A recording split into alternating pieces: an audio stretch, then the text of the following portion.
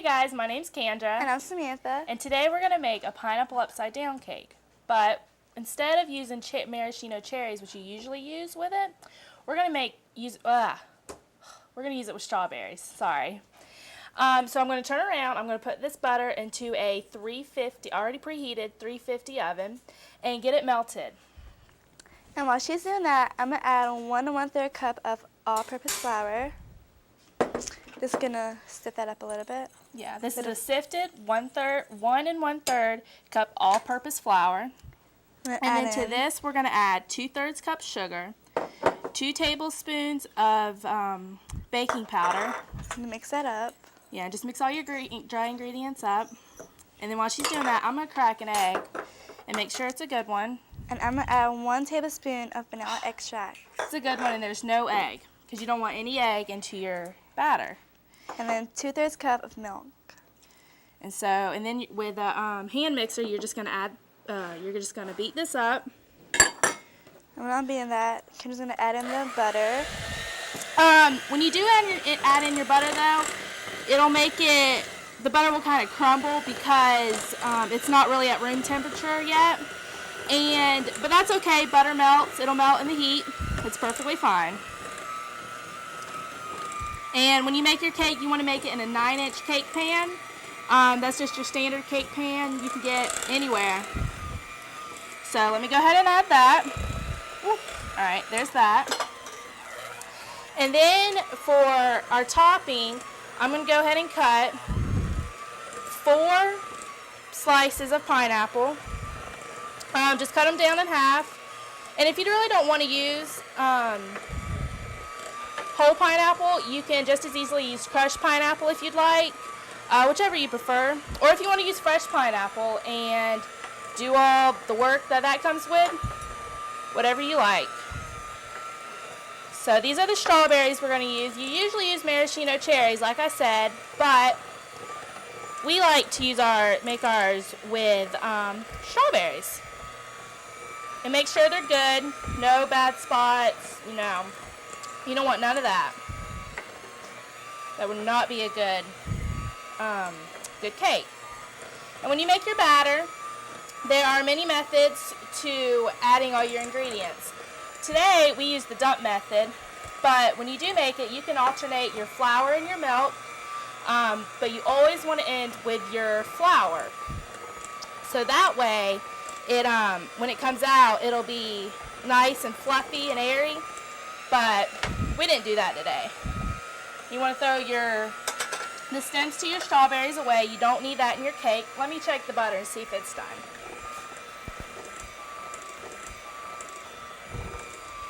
It's melted. And we used a little less than 2 tablespoons of butter, because when you use 2 tablespoons, your topping is going to come out really wet and just too moist, and you don't want it overly moist. And now we're going to crumble a 2/3 cup of packed brown sugar, but make sure it's packed, because if it's not, you won't get enough brown sugar. And you need brown sugar. And like I said, you can use more. If you have more than 2/3, it's not going to hurt. It's just brown sugar. It is a little more fattening, but you're having a cake, so you're already eating fattening stuff. So, and then when you get this patted down, make sure it's all the way around your cake pan. There's no dry spots. We're going to arrange the pineapple into this, and you can do it however you like, but we kind of make ours into a flower petal. Just something we like. You can just place whole ones all around, or, like I said, any way you want. So let us go ahead and do this. Here, Samantha, you can go ahead and do that.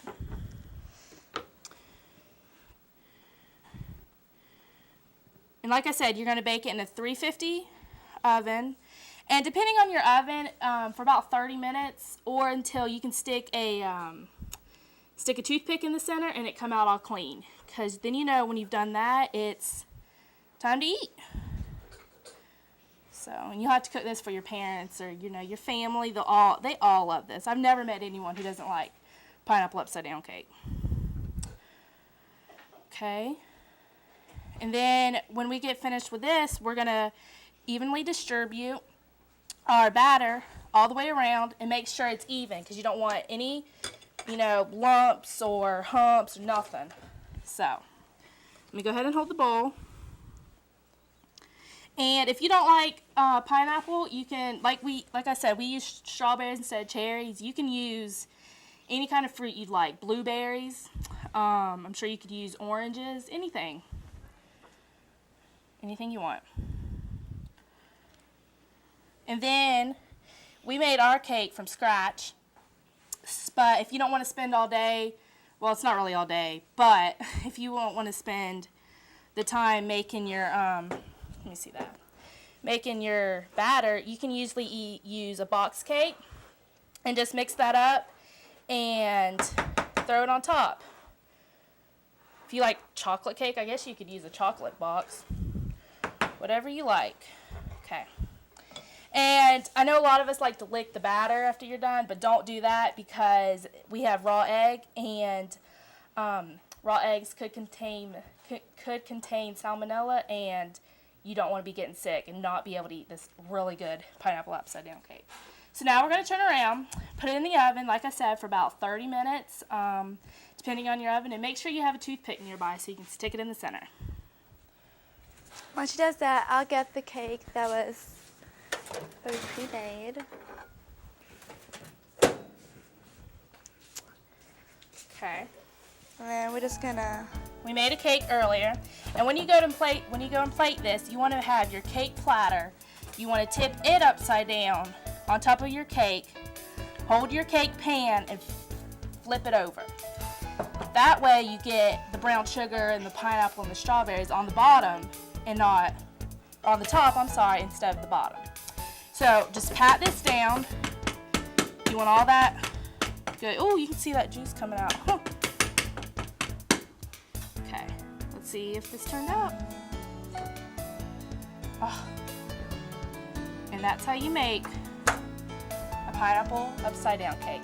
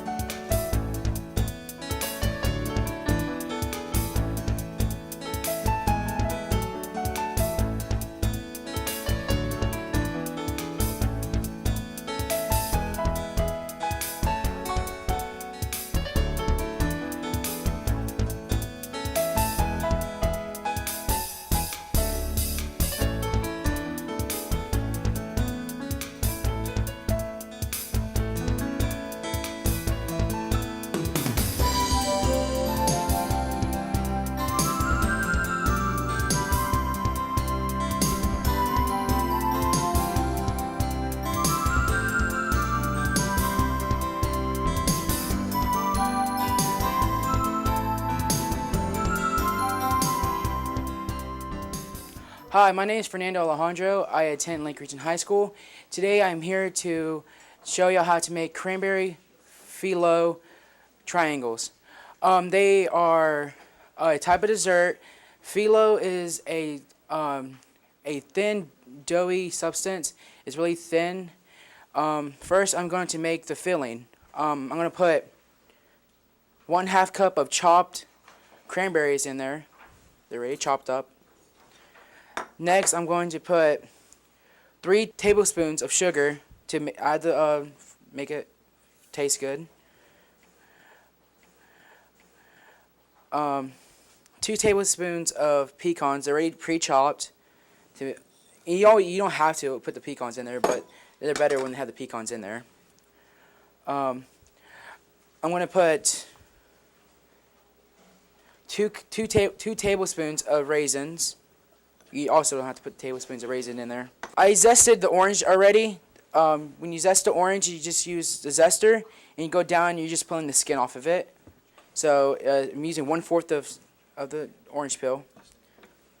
Okay, and I'm just gonna mix this together.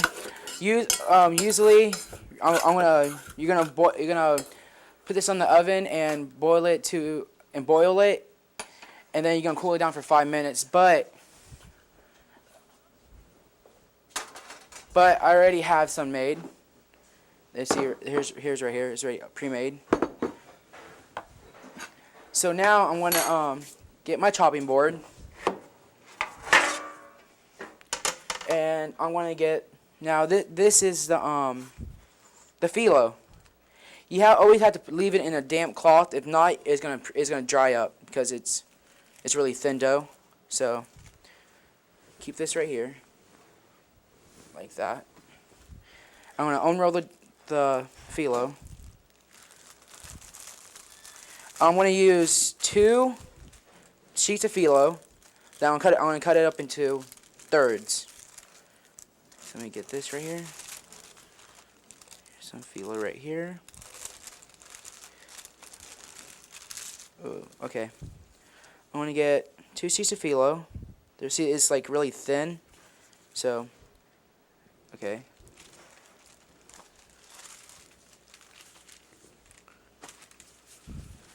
Okay.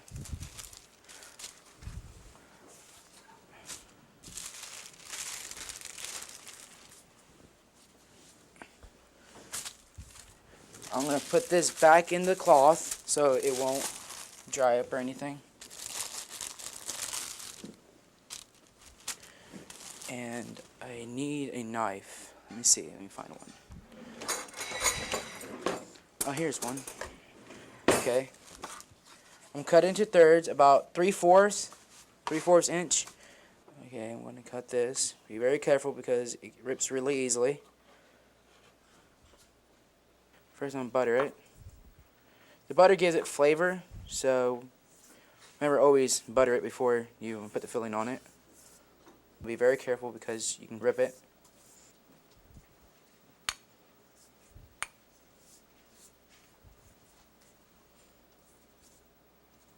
This one's already ripped, but that'll be fine. It'll work with it. Okay, yeah, like I said, you just get a little bit of that, but use a teaspoon. Use a little bit of this, and fold it like you're folding a flag in triangles,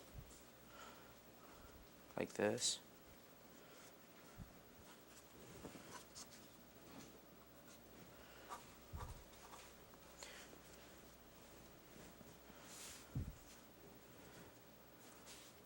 Okay. When you're done folding it, you're gonna get the butter. The butter is gonna seal it, so it won't open when you're cooking it, like this. You're gonna put it in the cloth, like underneath the cloth, so it won't dry. So I'll put it right here, and then you just do that to the rest of them. You're gonna repeat it over and over again.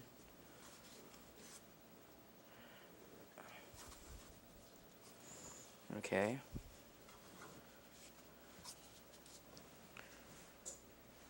Again, you're going to put this again in the corner.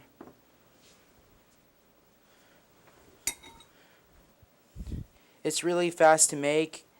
I already preheated the oven to 375, and this would be a quick dessert if you want to hurry up and, like, your family's coming over and you just want to make a quick dessert.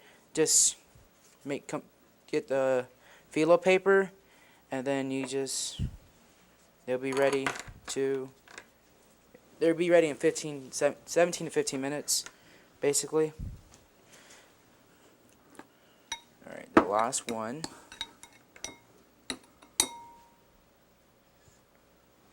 Put a little bit more on that one.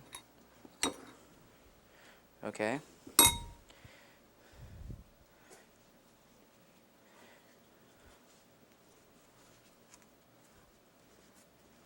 Okay, there it goes. Just do it again, repeat it, butter it, so to seal the thing, the phyllo.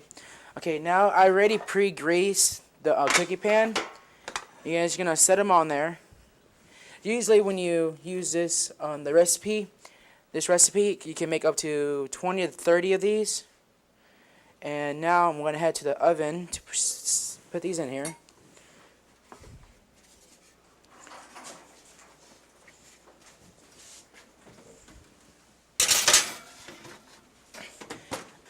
When they come out, they will look like this. And you can add powdered sugar. I'll just do this. Put like a tablespoon or so in there. Oops. Or you just can do this. Just give it some flavor, powdered sugar, and just like you spread it around the plate like this. Make it look a little bit decorative. And I hope you use this at home. Thank you.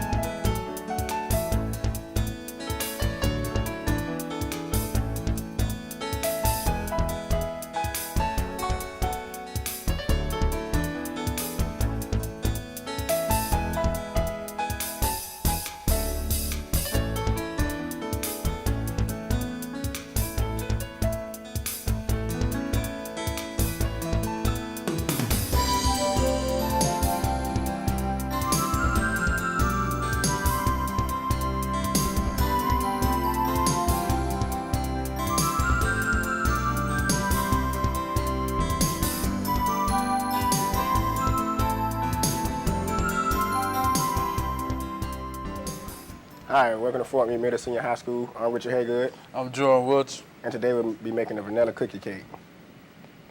For this cake, you will need a package of white cake mix, instant pudding, divided, a cup of sour cream, 1/4 cup of vegetable oil, a half cup of water, and some vanilla extract. For the filling, you're gonna need 3/4 cup of cold milk, a container of whipped cream, thawed, cookies, and now on to making the cake.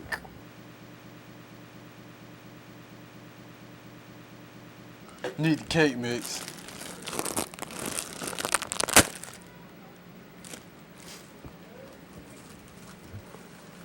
And you also need 2 pans greased already. We already have 2 of them greased, 9-inch.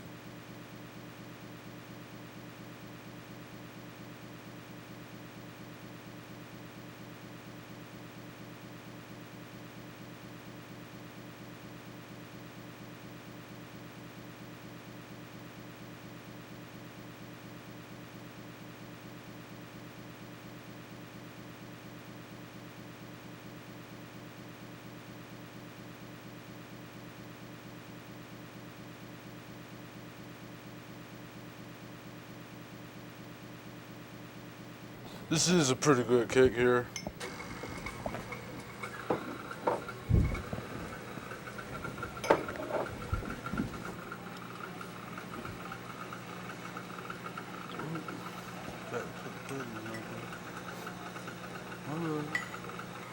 Okay, it's done with the mixing. You need this? Now you pour it into your pan.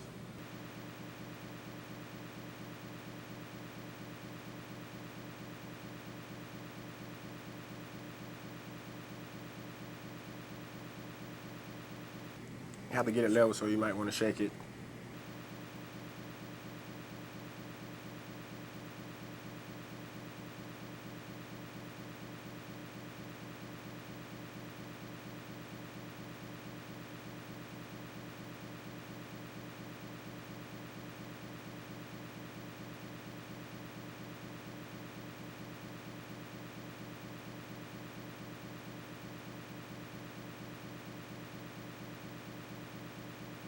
This cake is good for any occasion. It's even better for birthdays. Now that this is done, I would take them and put them in the preheated oven. Now we about to start making the icing. Need a cup of whipped cream. You gotta chop up cookies. Put the rest of your pudding mix. Put this like that. So like that.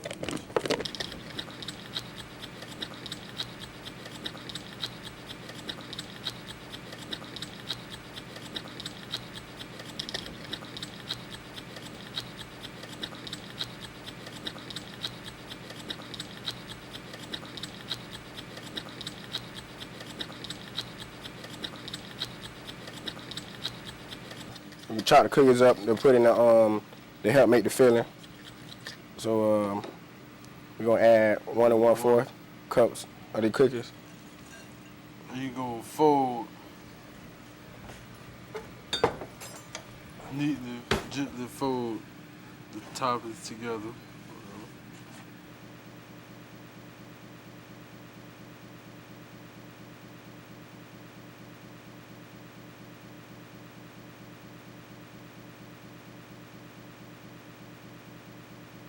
So when he's done folding that, you let it sit in the refrigerator for 30 minutes.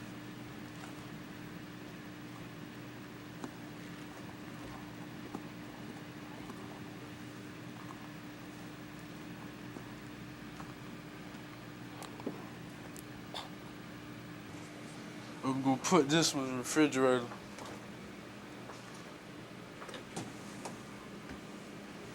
And we already did one. Now we'll go to assembling the cake. You'll put the filling on top of the cake.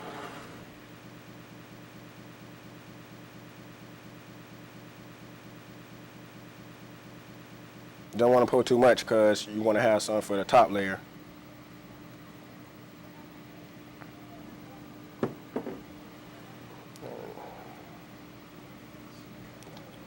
You want to smooth it out.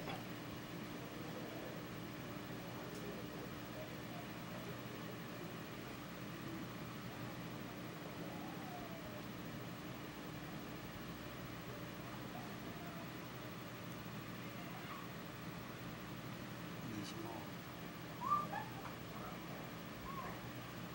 Need some more.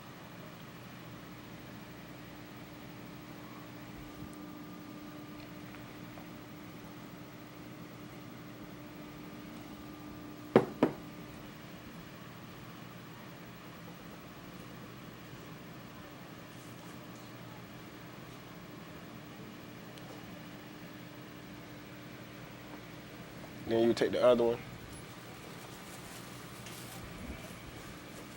and sit it on here.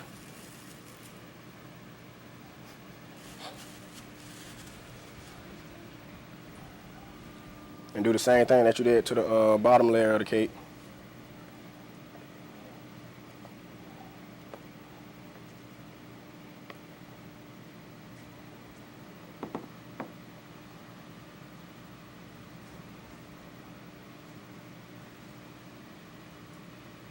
While I'm doing this, my partner Jordan will be chopping the cookies in half.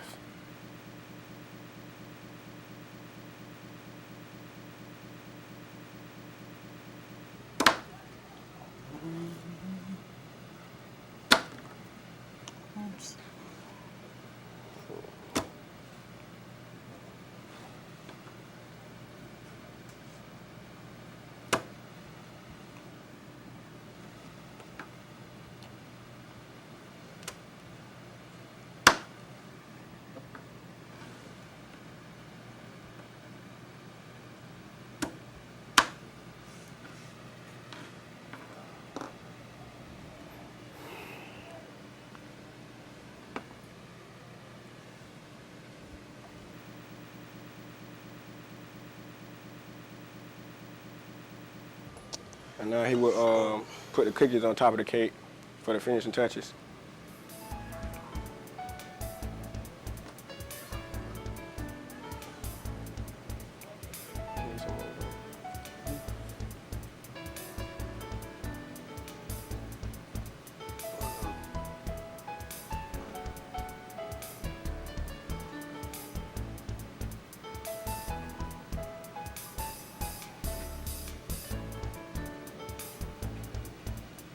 And there you have it, the vanilla cookie cake.